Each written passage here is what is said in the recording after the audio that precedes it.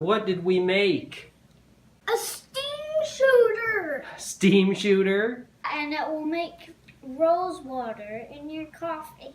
Ah! What? No!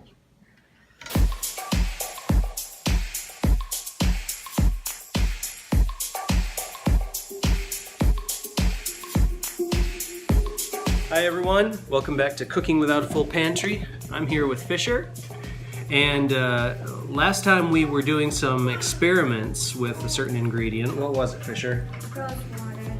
Yeah, it was rose water, and so this time we are going to be building a steam distiller to see if we can create some of our own rose water to use in a recipe.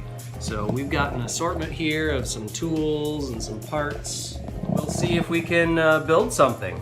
Well look, Roman decided to join us too. He's here, and so we're gonna start building. Got a real basic teapot. Yeah. We're gonna take the handle mechanism off so that we've got full access to the spout here.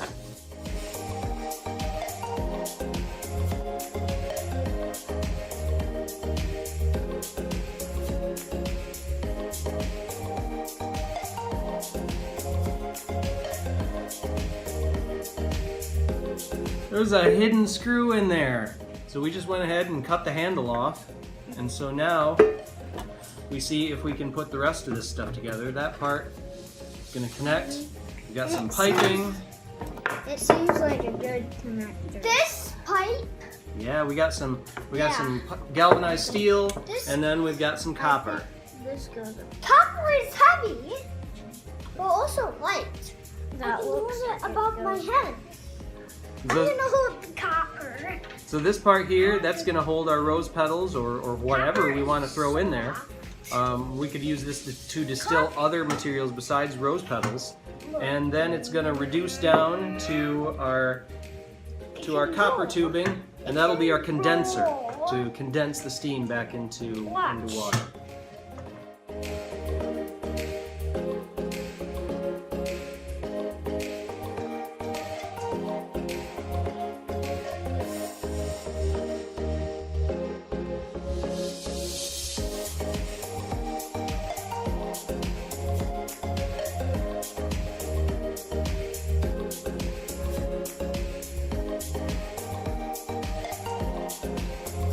How did that go, Fisher? Was that fun?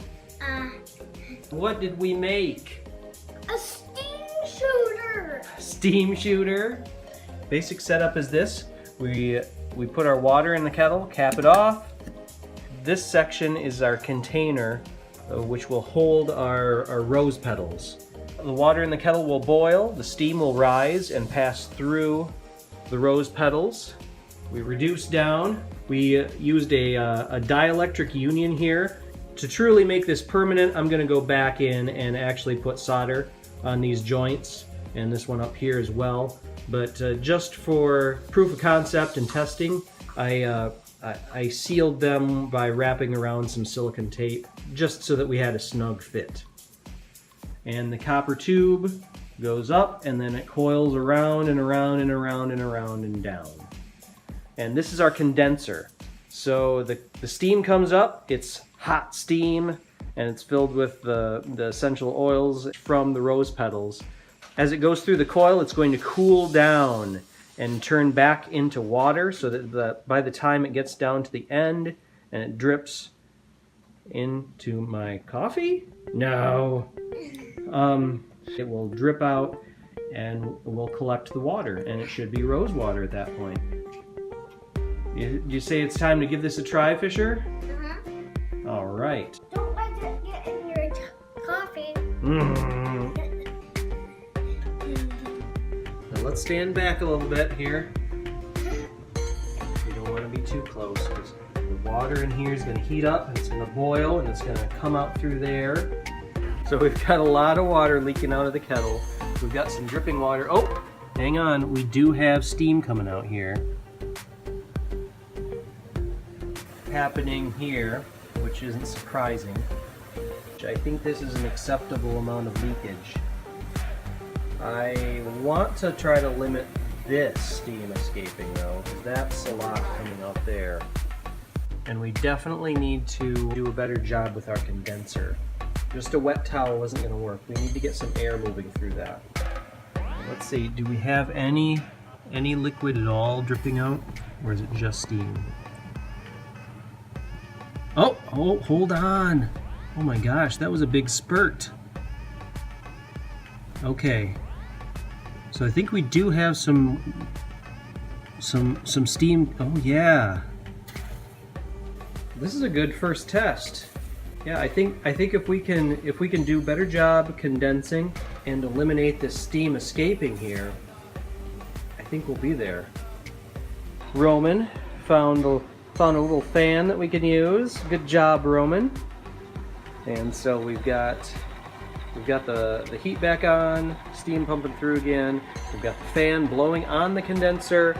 We've got our damp towel, and we've topped it with a little bit of ice cubes. We do have steam coming out into the bowl. And, oh, we just had a spurt of water coming out into the bowl. We're actually getting some liquid in the bottom of that bowl. I think we got a few modifications we can make, and then I think we'll try it again.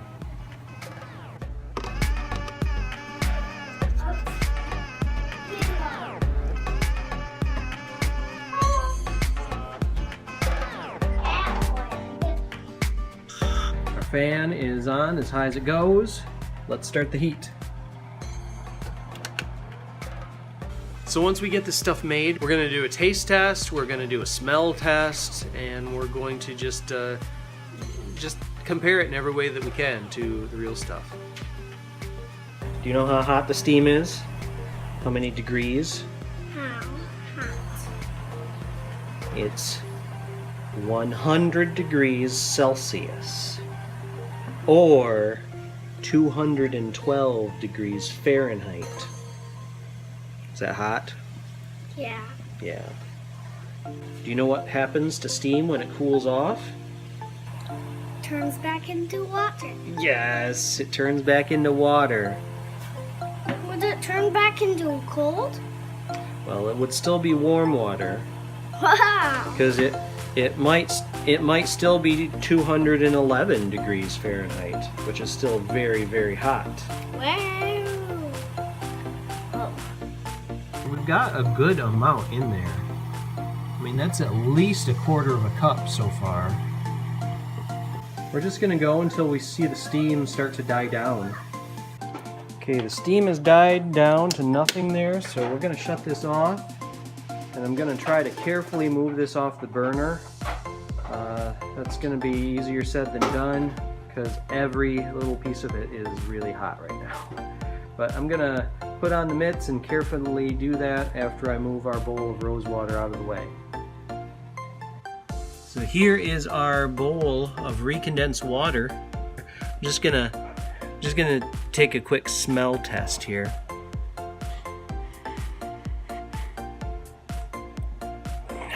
You know, I can't really tell. I can't really make a smell out of it.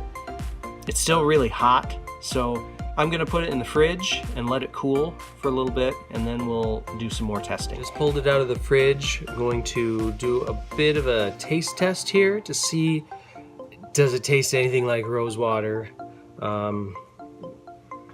Let's see. It's definitely not as fragrant as the store-bought stuff. I think I smell something. Let's see. Okay, yeah. There's a little bit of rose flavor in there. There is. So that means our steam distilling did work.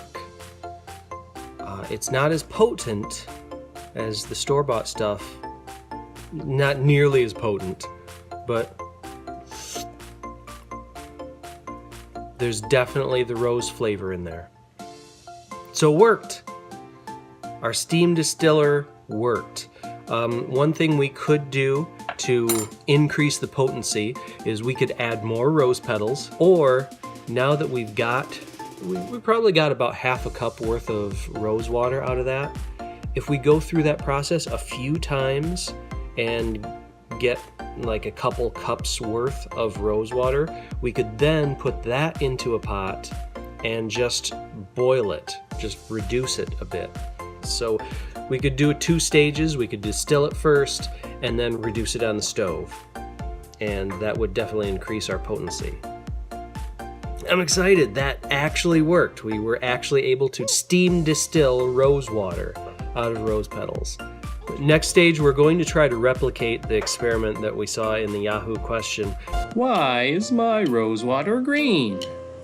We're going to just take another rose, take the petals and steep them in some boiling water in a pan, and also do our acid base experiment on it to see if that has anthocyanins in it.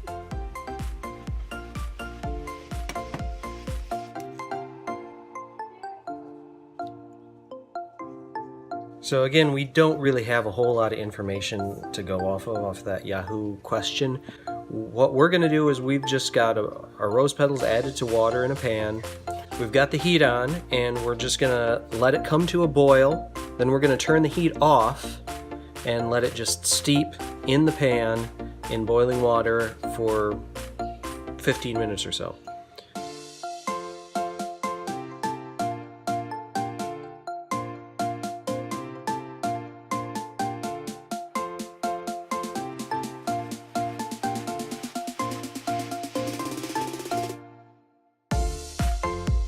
Okay, here is the steeped rose water that we just made. Really, it's more of a rose tea. It's the same way that you make tea. You can already see there's a ton of color difference. So it has a lot more stuff in it, a lot more material that was in the rose petals, in the cells of the flower. So we're going to do a bit of a taste test on this too.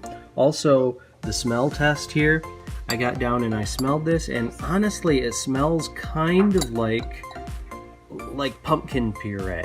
I don't know what to make of that, but that's what it smells like. So I'm going to try a bit of a taste test here, see what we got. It's still pretty warm. Okay, yeah, it has the flavor of the roses, but it's a different flavor for sure. The rose water that we distilled and the store-bought stuff as well has kind of a purer flavor. Like it tastes just like the flower smells, is the best way I can describe it. Like this, the steeped petals, it tastes like a tea. I said it smells kind of like a pumpkin puree. It actually tastes a little bit like a pumpkin puree. I'm not exactly sure where that flavor comes from. I think it just kind of has to do with the fact that the steeped stuff is a little bit closer to the plant itself, whereas the distilled rose water is more of the essence of the plant. You taste what you smell. So here's another visual difference here. So these are the petals that we just steeped in the water. These are the petals that came out of our distiller. These look a lot more like just regular rose petals. They're definitely wilted, but these are wilted, floppy, and the color has gone out of them because the rose tea has gained the color that used to be in these petals. Whereas the rose water that we steamed out of these, it didn't leach any of the color out of these petals. And there's our final rose tea after 10 more minutes of steeping.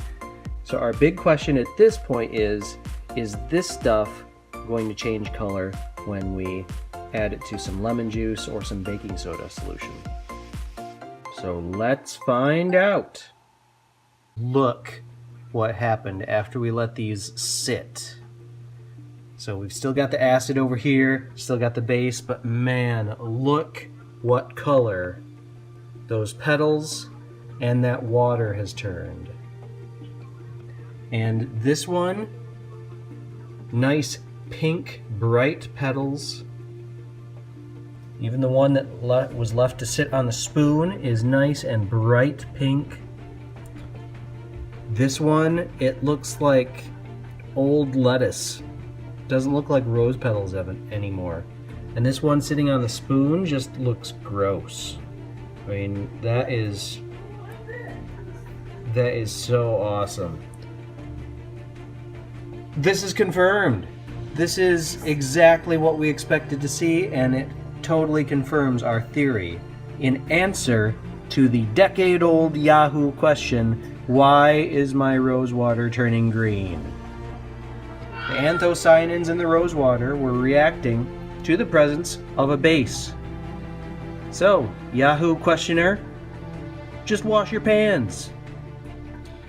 I'm just so excited that that worked. Not only were we able to steam distill some of our own rose water, and it totally worked, but we answered the Yahoo question. We confirmed it, and it was totally what we were thinking.